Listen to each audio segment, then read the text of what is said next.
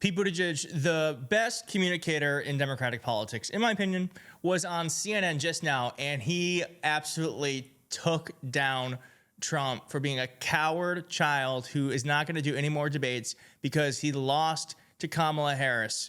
Let's go through it right now because there's tons of clips and I want to get through all of them. Here's Pete Buttigieg analyzing what's going to happen now that Donald Trump says that there's going to be no more debates. I think it's pretty interesting what he thinks might happen if the winds of change continue going against Donald Trump's direction. Watch. I remember back when he was saying anytime, any place, but what changed, of course, is he got beat. He doesn't like being beat. He doesn't like being embarrassed. So I'm not totally surprised that he's changed his position, backed off, and doesn't want to go through that again. Do you think that there will ultimately be another match? Do you think he'll be able to? Because you and I talked about this last time. You said that you thought Trump was scared to go on the debate stage with her. Do you think there will ultimately be another one?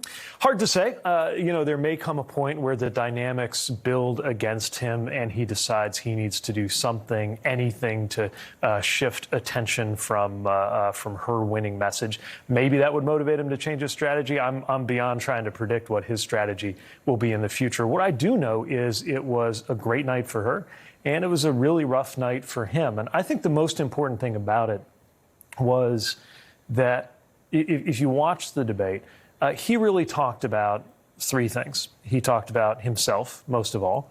He talked about her quite a bit, and he talked about Joe Biden quite a bit. She, as much as possible, was talking about you, about the American voter, about the American people. And that's the most important difference in this whole campaign, that he is focused on himself and to some extent still, even now, focused on Joe Biden. And she is focused on the big question the voters are asking, which is, how's my life going to be different under a Kamala Harris presidency, where she's focused on things like affordability, a fairer tax code, protecting a woman's right to choose, versus if he becomes president again, and we are thrown back to the kind of chaos that we experienced with him the first time around. Real quick, if you're liking this video, please hit like on the video. It is the best way to get this message out to more people. And if you're not subscribed, please consider subscribing. Thanks so much. That's exactly right. I mean, that is something I noticed too on the debate stage, is that Kamala Harris kept saying you. First off, Donald Trump wouldn't even look at the camera. He wouldn't look at you. He wouldn't look at her. He only wanted to stew at the moderators. And Kamala Harris was talking about the struggles for American people. And Donald Trump just talked about his grievances. He talked about Kamala Harris. And very funny that Pete Buttigieg pointing this out, that he still talks about Joe Biden.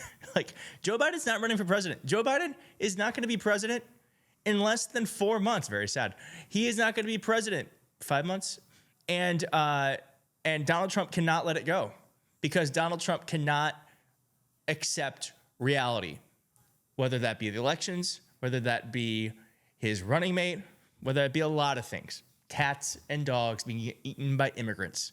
So Pete Buttigieg, I love that he pointed that out, because that is such the clearest contrast of the debate. I know we focus on the fireworks and stuff like that, but that to me is like, when you boil it all down and condense it, that is the biggest takeaway. And you're going to notice in this interview, in this next question, Kaitlan Collins, God bless her. I think she's probably a nice lady. I've never met her, but I know people who know her. And I feel like she keeps trying to trip Pete up in this interview. So pay attention to this. In this one question, she asked Pete, do you think Kamala needs another debate? Because Donald Trump is a well-known entity. And Kamala Harris isn't that. I mean, it's not really a really fair question to ask him, but look at how he handles it. Talk about the difference in their visions and the difference in their records. But it's not the only way to get that across. And you see her campaigning proactively and energetically around the country to continue to get that message out. You'll see the same from Tim Walz, of course, and her supporters. And I think that'll be the most important element to continuing to take her message to voters and earn this victory. You know, she'll be the first to say there's still an underdog dynamic here. She's going to have to work to gain every inch of political ground here. But that's exactly what she's doing. Well, when you ran, I mean, you really Again, this is another one. Watch, she's going to try to trip him up. Pete won't take the bait. saturated Unlike Trump. the media market, in the sense of your strategy was to go anywhere, to talk to anyone, to really build that name recognition. It obviously worked for you. Is that something she should replicate, in the sense of, interviews, press conferences, not just the campaign trail appearances that we've been seeing? Well, every candidate figures out a mix and a style that works best for them. Some are more focused on covering a lot of geography and traveling a lot. Some are focused on more retail. Some prefer town halls. Some prefer interviews. What I will say is that she has done well in every test that's been thrown at her. I remember early on when she came out of the gate so well, people said, well, yeah, she's doing great now, but, after the honeymoon week ends, then it won't go so well. And yet she did. And they said, well, it's going well for her now, but once she sits down for a big interview, things will change. She sat down for a big interview, went great. Same thing with the debate. But again, she'll be the first to say that this is going to be a roller coaster. Look, 8 weeks is, in one sense, it's the blink of an eye.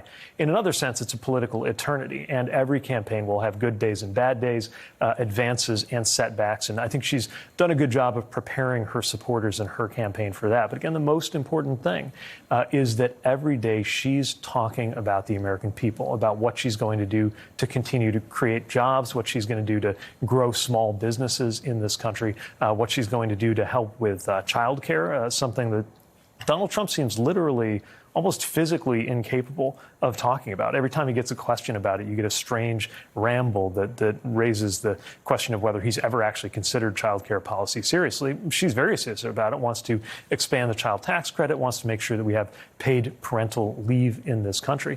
So that's going to continue, and I think that's how she's going to win. Yeah. Amazing. He takes a question that's meant to be something that trips him up, like, you did this X, Y, and Z.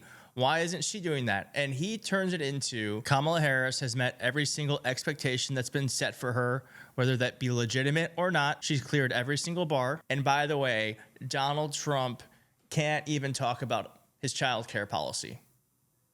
It's jiu-jitsu what he's doing. Is that how you say it? Jiu-jitsu? Jinjitsu? Karate. He's doing it. All right, for this next clip, Pete Buttigieg is asked about the Haitian immigrant cat conspiracy theory thing in Ohio, Springfield, Ohio. And he completely dismantles it. It's awesome. Watch this. There's even more to it than demonizing immigrants, although that's obviously part of what he's doing. This is a strategy to get us talking about the latest crazy thing that he did, whatever urban legend he amplifies. Right now, it's about people eating cats or geese or whatever, because he cannot afford for us to be talking about his record.